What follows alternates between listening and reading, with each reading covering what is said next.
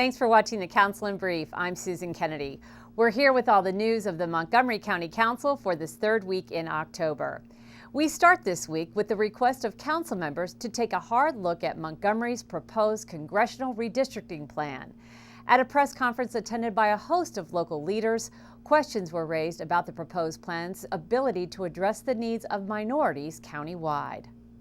It's out on 3 counts. It's out on strikes in 3 counts. Not compact, not contiguous, and unnecessarily divides communities of interest.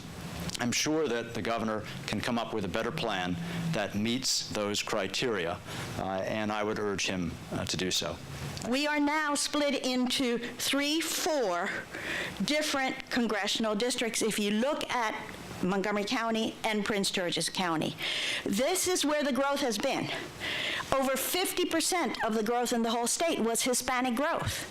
And yet now it is dispersed to ensure that other representatives will have a higher minority vote in their district, diluting the voting strength of these 3 minority groups. We want to be a part of the American political process, and that's why we are so wanting to work with the governor to address this issue so that we can move forward together as one Maryland and supporting a plan that empowers all different communities. A zoning change that will have a big effect on how this county develops in the future has been approved by the council. The CR, or Commercial Residential Zone, provides incentives for developers who build near metro stations, allowing commercial and residential uses to coexist. What they will see in the future is more mix of uses in commercial areas, we hope, and better community benefits that arise from new developments, particularly large commercial redevelopments. That's what we're anticipating over the next 10 years or 20 years with clear standards, so everyone knows what the rules are. Right now we have different sets of rules for all these different zones out there. Nobody can follow it. In other news, an update on plans to implement the new disposable bag tax. This measure imposes a 5-cent tax on certain carryout bags. The money collected from the tax will be used for various county environmental programs.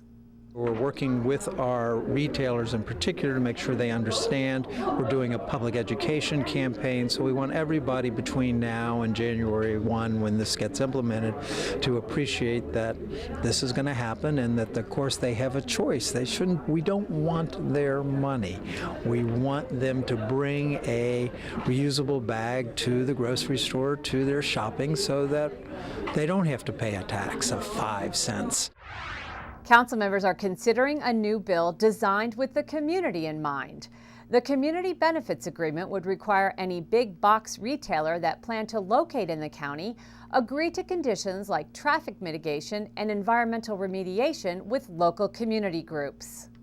What community benefit agreements do is they allow the community to control their own destiny to a certain degree. So our bill has in it a cap on square footage of big box stores. So if you're coming to Montgomery County and you have a proposal to come with a big box, if it's 75,000 square feet or larger, you have to have a community benefits agreement signed. In this particular instance, what we don't want to have happen is that you bring a big box and then 5 years from now you're dealing with a complete vacancy right across the street. And finally, we leave you with scenes from this week's recognition of the Bethesda Big Train baseball team, which ended its season as the #1 ranked summer baseball team in the nation. Congratulations. I'm Susan Kennedy. Thanks for watching. To the #1 ranking in the nation, presented on this 11th day of October in the year 2011, and signed by our Council President, Valerie ERVIN. So, way to go, guys!